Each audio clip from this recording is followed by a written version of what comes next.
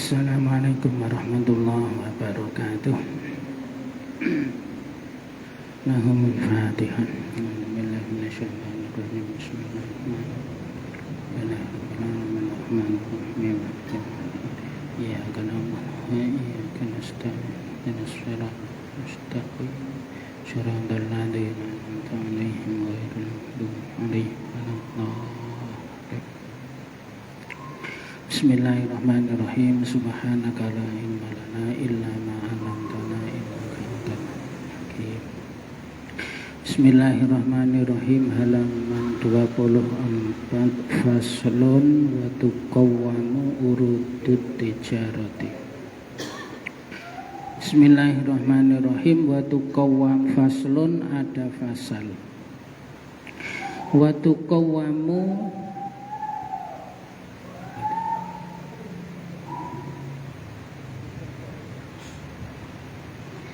tuqawwamu dan dihitung urudut tijaroti, harta benda dagangan, inda akhiril hauli, ketika akhirnya haul, ketika akhirnya tahun.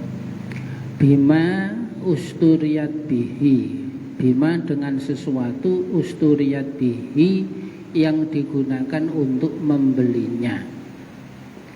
Fasal menjelaskan tentang zakat dagang, zakat usaha, zakat apa bahasanya, zakatnya orang bisnis. Kalau kemarin zakat pertanian, zakat ternak, zakat buah-buahan, kalau ini zakat usaha, zakat dagang. Fasal menjelaskan tentang zakat perdagangan. Wa tuqawwamu urudut tijarati inda akhiril hauli bima usturiyat bih. Harta dagangan itu dihitung ketika akhirnya tahun dengan sesuatu yang digunakan untuk membelinya. Ini cara menghitung zakat harta dagangan atau zakat tijarah.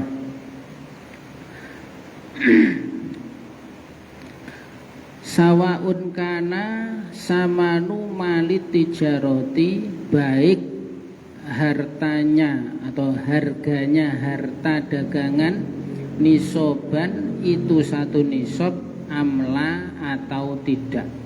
Jadi yang pertama itu wa tuqawwamu urudut tijarati. Yang pertama urudut tijarati, yang kedua samanu malit tijarati. Yang pertama tadi harta dagangan dihitung ketika akhir haul. Yang kedua baik samanu malit tijarah, samannya harta dagangan itu mencapai satu nisab atau tidak. Samanu malit tijarati ini modalnya. Baik modalnya itu mencapai nisab atau tidak, nanti pas akhir haul, akhir tahun, harta dagangannya itu dihitung. Fa'in balagot kimatul urudi akhirul hauli nisaban zakaha wa illa fala.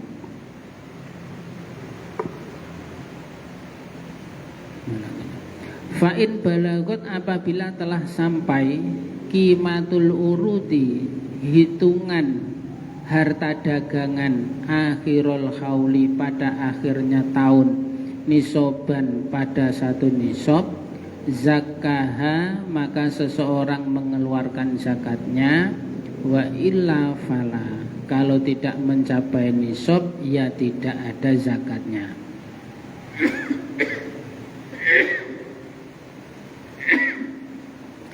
Jadi fasal ini menjelaskan tentang zakat harta dagangan atau zakat tijarah, kalau bahasa kitab kuningnya zakat tijarah. Zakat tijarah itu apa? Yaitu ketika ada orang yang memutar hartanya dengan tujuan mencari untung, itu namanya tijarah, ya bisnis atau dagang. Yang namanya dagang atau bisnis adalah ketika ada orang yang memutar hartanya. Memutar hartanya ini maksudnya apa? Ya mengelola hartanya dengan tujuan mencari untung. Niatnya itu mencari untung. Maka kalau ada orang yang memutar hartanya tetapi niatnya bukan untuk mencari untung, hanya untuk simpanan saja, hanya untuk gaya-gayaan saja, maka tidak termasuk dalam bab ini, tidak termasuk pada fasal tijaroh ini. Jadi yang pertama adalah orangnya ini mengelola, kalau bahasa kita itu memutar hartanya ini tujuannya adalah dalam rangka mencari untung. Nah, gitu. Orang yang seperti ini, orang yang mengelola bisnis, punya usaha, ketika sudah 1 tahun, pada akhir haul, 1 tahun haul, harta dagangannya itu dihitung, dijumlah, kalau mencapai nisab maka dia zakat, kalau tidak maka tidak zakat. Yang dihitung itu apanya? Pertanyaan kedua itu. Yang dihitung itu apanya?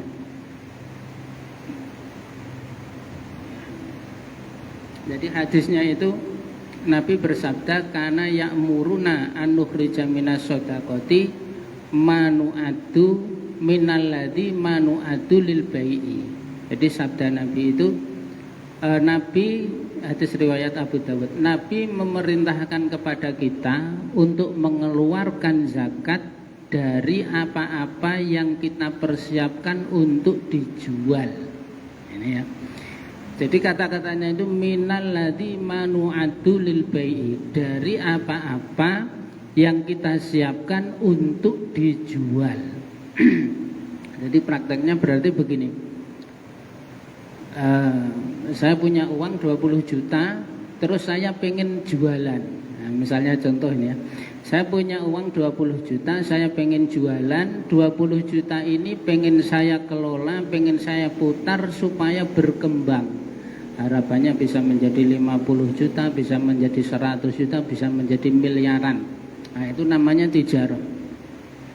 Duit 20 juta ini namanya samanul samanu malit tijaroti. 20 juta ini tidak mencapai 1 nisab. Ini tidak masalah. Pokoknya diputar saja dulu. Beli barang terus dijual. Hari ini berbentuk barang, besok berbentuk uang. Hari ini berbentuk uang, besok berbentuk barang. Begitu seterusnya, namanya orang jualan. Hartanya diputar dalam rangka ingin mengembangkan, dalam rangka mencari untung. Nah, ketika nanti sudah sampai akhir tahun, yang dihitung adalah manu'addu lil bai'i, apa-apa yang disiapkan untuk dijual.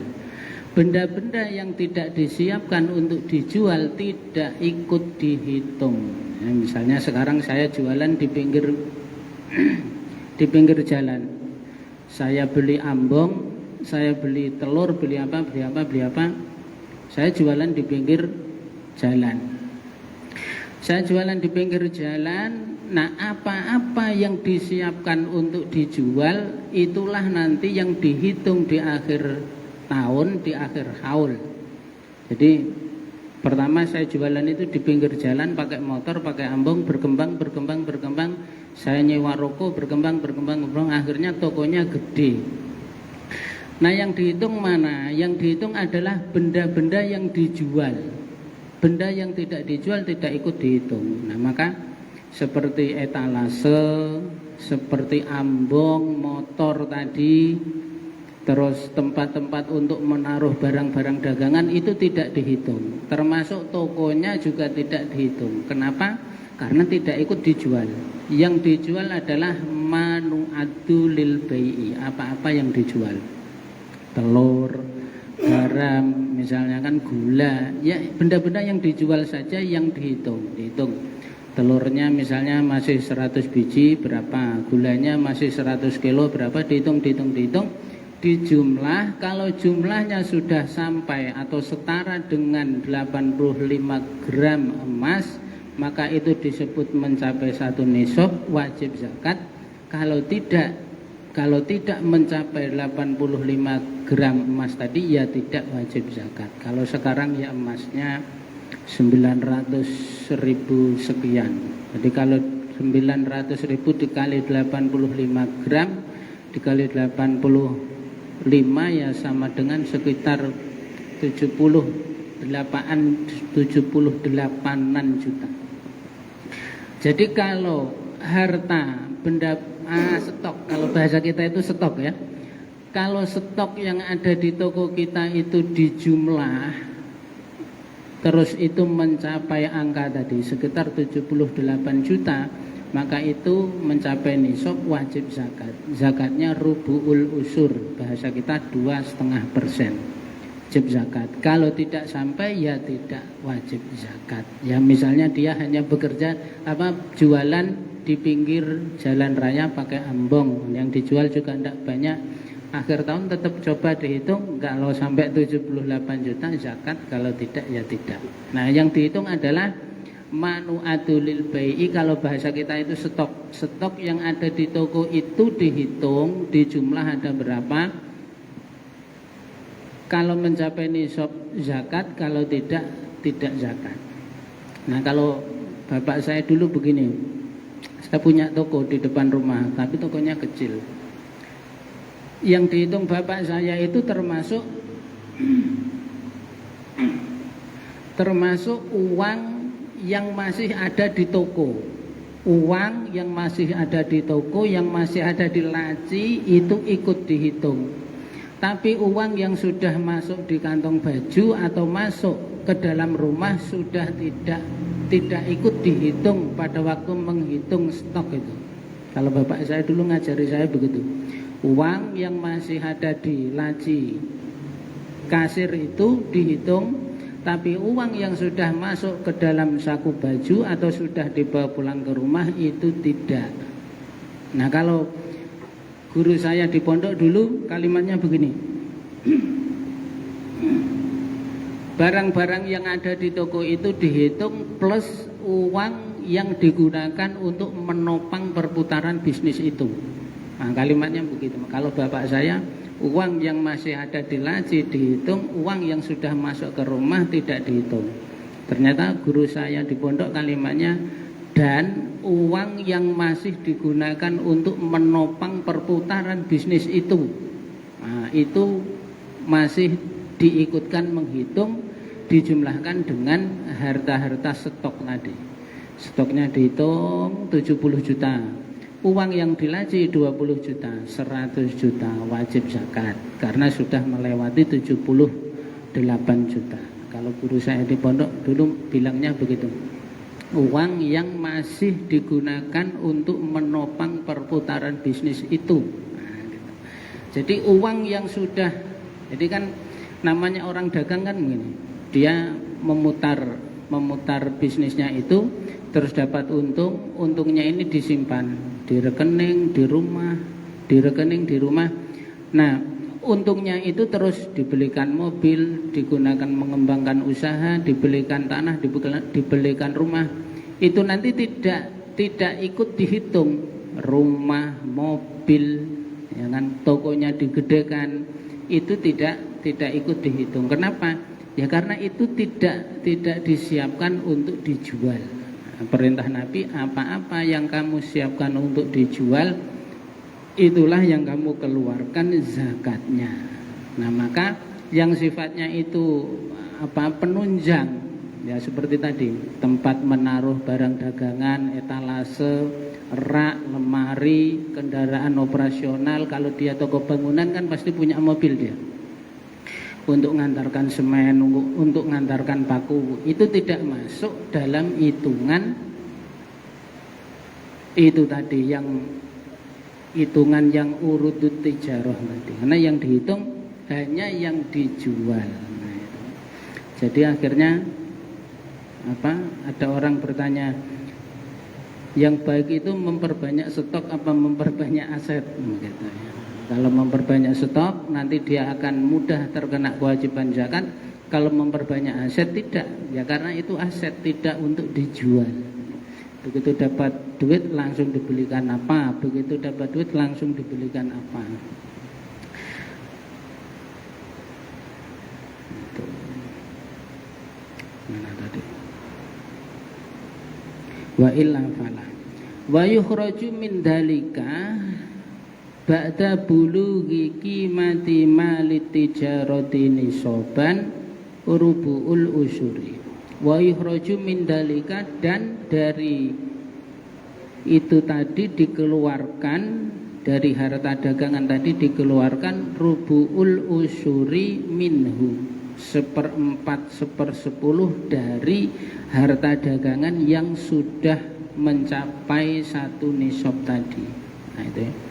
Jadi itu di zaman ini belum ada manusia belum mengenal istilah persentase. Jadi kalimatnya seperti itu ya, rubu'ul usur, 1/4-nya 1/10. Kalau sekarang lebih mudah lagi 2,5% atau 2,5%. Jadi mungkin pas di zaman ini manusia belum mengenal hitung-hitungan persentase.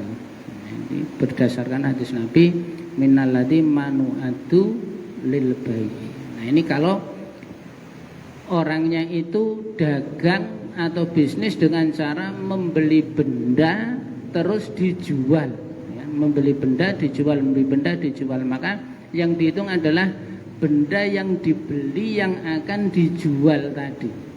Itu kalau bentuknya dia jual beli nyetok gitu ya. Nah ada juga orang yang berbisnis atau berusaha itu misalnya seperti bapak kita ini, dia jualan makanan, jualan kue. Nah kalau orang yang ini pada kategori yang kedua ini, dia bentuknya memproduksi begitu ya. Dia beli barang, terus barang ini diolah, diproduksi menjadi benda lain. Nah benda lain ini nanti yang dijual. Dan nanti yang dizakati mana? Ya yang dijual ini, yang bentuk produk, yang bentuk jadinya itu. Stoknya kan ini manu'atu lil bai'inya kan bentuk makanannya tadi. Jadi pertama dia akan beli tepung, beli gula, beli minyak goreng, beli coklat macam-macam, terus diolah menjadi sebuah produk. Produknya ini dijual.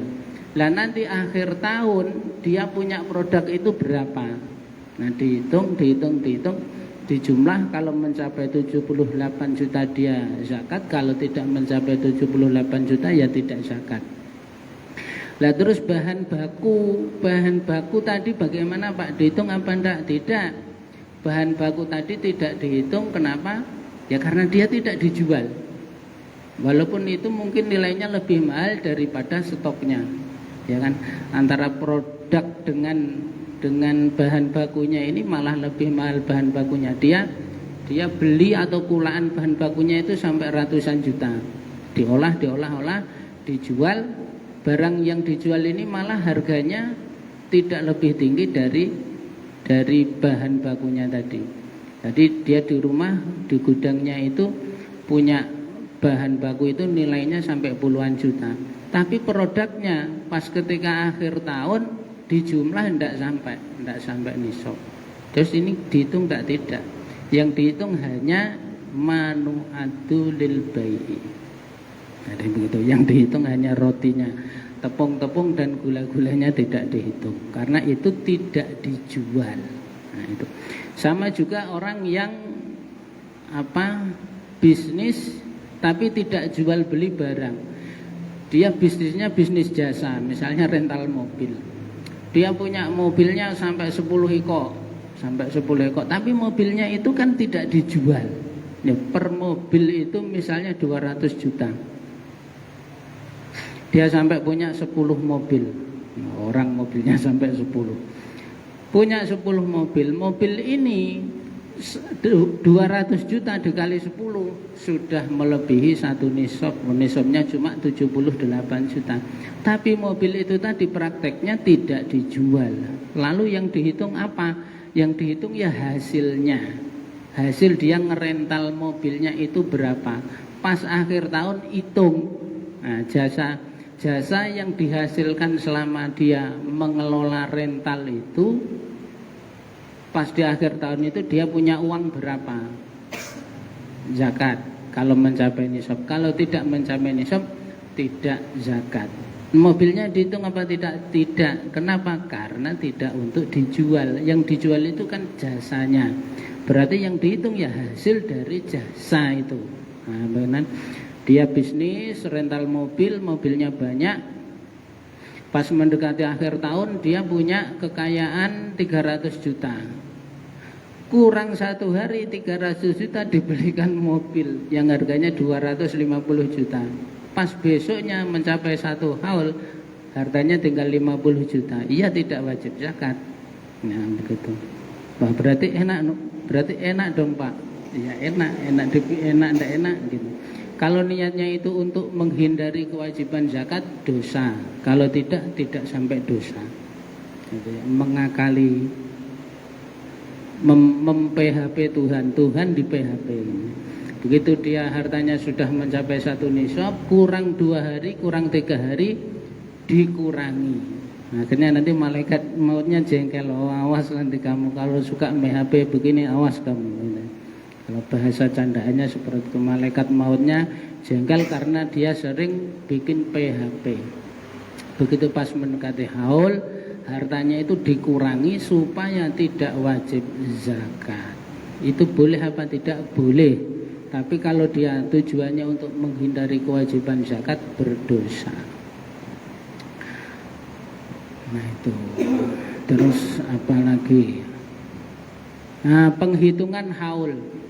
Haul itu dihitung mulai dari kapan? Kalau dia bisnisnya tadi adalah jual beli, maka penghitungannya itu adalah mulai dari pertama kali dia membeli.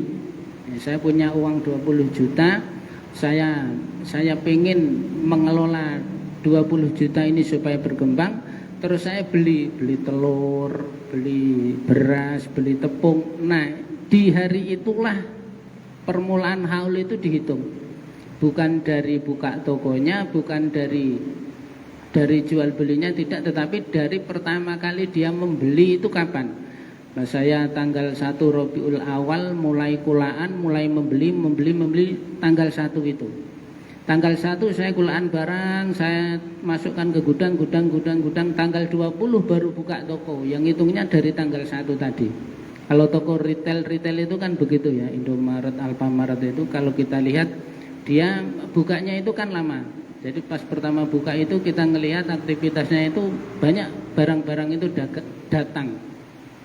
Kadang dia bukanya sebulan kemudian tokonya baru dibuka setelah stok-stoknya itu siap, setelah ditata rapi. Nah ngitungnya bukan dari buka tokonya itu, tetapi dari pertama kali dia beli barang. Itu kalau dia beli. Kalau dia dikasih barang, ya dari dikasih barang itu. Misalnya saya dikasih motor teman, terus saya berpikir-pikir, wah ini kalau di bisnis ini lumayan ini, nanti saya rawat, saya jual, nanti tukar yang tahunnya lebih muda, nanti akan dikembangkan. Nah ini sejak dikasih motor itu, perhitungan haulnya adalah dari dia mendapat barang, karena bentuknya dia dikasih. Kalau dia membeli ya dari pertama kali dia membeli barang, hitungan haulnya nanti.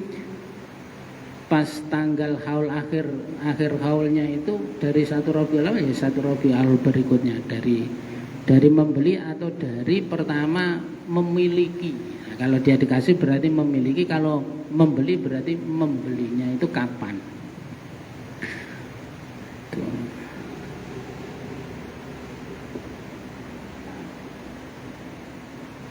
Rubu'ul usur. Titik.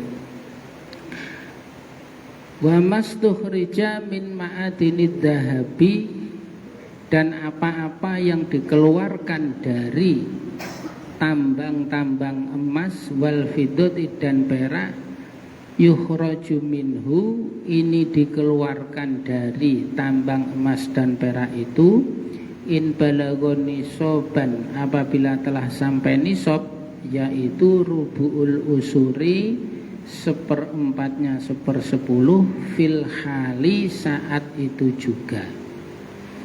Ingkana al mustakhriju, apabila orang yang mengeluarkan min ahli wujubiz zakati, termasuk orang yang wajib mengeluarkan zakat. Nah, ini sudah ganti pembahasan, yaitu zakat tambang emas dan perak. Adapun zakat pertambangan, maka di dalam versi Fathul Qorib ini zakat pertambangan itu hanya ada dua, yaitu tambang emas dan tambang perak. Nah, ini kalau dalam versi Fathul Qorib, zakat tambang itu ada dua macam, yaitu emas dan perak. Ini dikeluarkan zakatnya apabila telah mencapai nisab, yaitu zakatnya 2,5% dan zakatnya saat itu juga, dan tentu saja mencapai satu nisab. Dan tentu saja orang yang wajib mengeluarkan zakat tadi adalah orang yang memang termasuk golongan orang yang wajib mengeluarkan zakat. Jadi kalau ada orang nambangnya ini emas atau perak, terus dapat emas atau dapat perak dan mencapai satu nisab, zakatnya langsung saat itu juga. Maksudnya tidak menunggu haul, tidak menunggu 1 tahun. Sama dengan zakat pertanian kemarin, begitu dia panen dihitung langsung dikeluarkan zakatnya saat itu juga. Nah, dagang ini enak, nunggu 1 tahun. Jadi orang berdagang ini celah untuk celah untuk mengakali itu banyak. Celah untuk mengakali itu banyak. Kalau pertanian ini sulit untuk mengakali. Jadi kayaknya kan orang tani itu begini ya, dia nanam, setelah nanam itu dia nunggu panen itu loh. Itu kan itu sesuatu yang tidak bisa diotak-atik. Istilahnya kayak pasrah gitu. Setelah dia itu nanam biji, terus dia akan nunggu. Wah, itu tawakalnya luar biasa. Kadang sampai tahunan, kalau padi itu 4 bulan. Kalau sawit, kalau yang sampai ini bisa sampai tahunan. Nah, ini dia tidak ada celah untuk ngakali, atau apa bahasanya, untuk ngakali. Nah, kalau orang dagang kan tidak. Dia setiap hari akan punya cara bagaimana agar benda itu bisa berubah menjadi uang. Nah, ini kalau pertanian tidak bisa. Kalau pertanian tidak bisa. Nah, kalau perdagangan bisa. Nah, ini zakat emas dan tambang emas dan perak ini sama dengan pertanian tadi, tidak nunggu haul.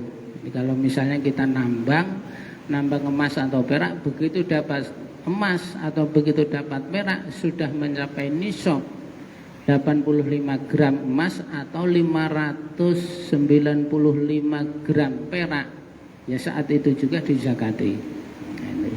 Zakat tambang emas dan perak versi Fathul Qorib hanya ada dua itu.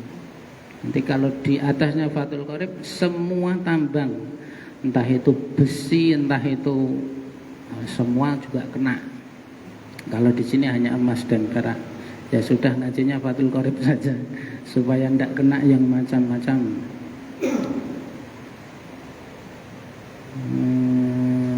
Wal ma'adinu, adapun lafadz ma'adin jam'u ma'danin, dia adalah bentuk jamaknya lafadz ma'dan, bifathi dalihi, dengan dibaca fathah dalnya, ma'dan.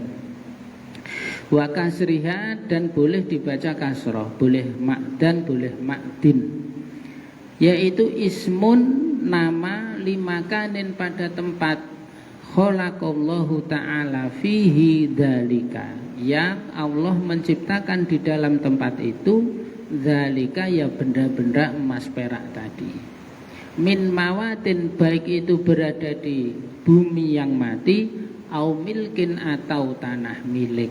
Nah, ini penjelasan tentang lafadz. Jadi di sini kan zakat ma'adin. Ma'adin itu apa? Ma'adin adalah bentuk jamak daripada ma'dan. Ma'dan itu apa? Ma'dan itu adalah sebutan bagi tempat yang Allah menciptakan. Di tempat itu ada emas atau peraknya. Ada tempat, terus di dalam tempat itu ada emas atau peraknya, itu disebut ma'dan. Terus kalimat lanjutannya adalah min mawatin au milkin. baik itu berada di mawat, tanah tak bertuan, au milkin atau milik. Nah, ini kalau zaman dulu ada istilah mawat. Mawat itu tanah yang belum ada pemiliknya, itu namanya mawat. Kalau milkin, tanah yang sudah ada pemiliknya. Nah, kalau sekarang mawat ya sudah nggak ada, semua sudah dipatok, semua sudah dikapling, sudah disertifikat, sudah tidak ada lagi istilah mawat. Entah itu mawat atau milkin, kalau di situ ada emas atau perak, Allah menciptakan emas dan perak di tempat itu disebut dengan makdan atau makdin. Terus kita gali, kita nambang, kita nyari, dapat emas atau perak. Nah, ceritanya itu disebut makdan. Zakatnya rubu'ul usur 2,5%. Satu lagi, wa ma yujadu minar rikazi, wa ma adapun sesuatu yujadu minar rikazi yang ditemukan dari rikas. Rikas adalah wa huwa dafinul jahiliyati. Rikas adalah harta pendamannya orang jahiliyah. Fafihi ay lirrikasi al-khumusu. Itu kalau dipotong bacaannya seperti itu ya. Wa ma yujadu minar rikazi fafihi al-khumusu. Apa-apa yang ditemukan dari rikas, di situ zakatnya adalah 1/5. Wah, ini gede sekali ya, 1/5. 2 kali lipatnya emas, 2 kali lipatnya dagangan. Ini kalau dagangan emas tadi cuma 2,5. Ini humus 1/5. Nah,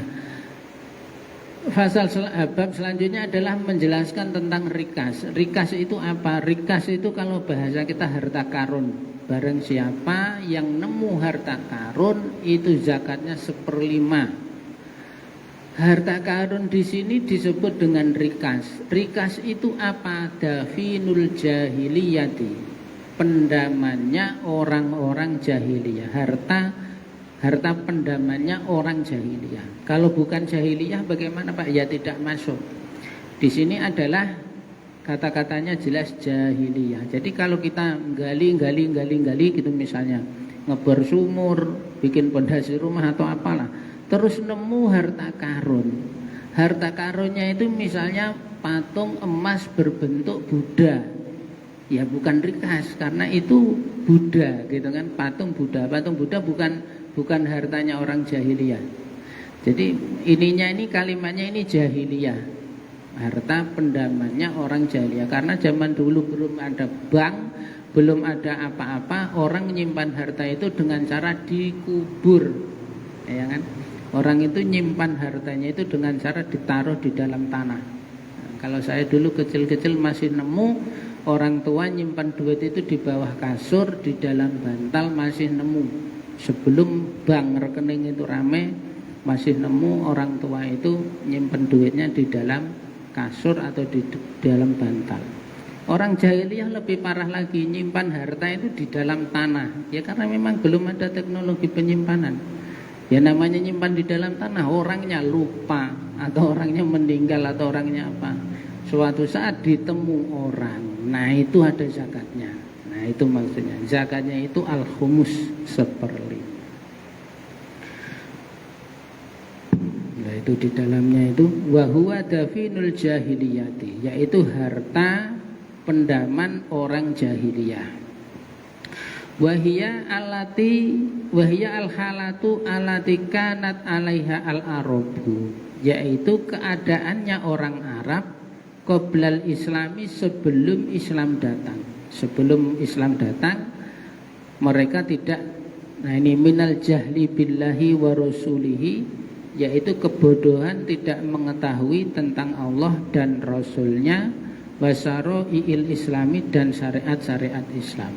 Keadaan orang Arab sebelum Islam datang, di mana mereka itu belum mengenal Allah, Rasulullah, dan syariat Islam. Itulah yang disebut dengan jahiliyah, orang-orang jahiliyah. Mereka menyimpan hartanya itu di dalam tanah. Terus kita temu, nah itu ada zakatnya. Itu namanya rikas. Wallahu a'lam. Maulaya sholli wa sallim daiman abada ala habibika khairi khalqi kullihim. Maulaya sholli wa sallim daiman abada ala habibika khairi khalqi kullihim. Maulaya sholli wa sallim daiman abada ala habibika khairi khalqi kullihim.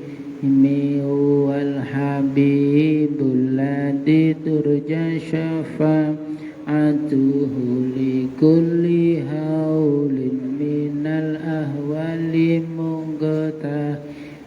Ya Rabbi bil Mustafa baligh maqasidana waghfir lana ma madu ya wasi'al karami. Sallallahu rabbuna ala nuril mubin Ahmad al Mustafa sayyidil mursalin wa ala alihi wa sahbihi ajma'in. Allahumma fiq lahum tariq. Assalamualaikum warahmatullahi wabarakatuh.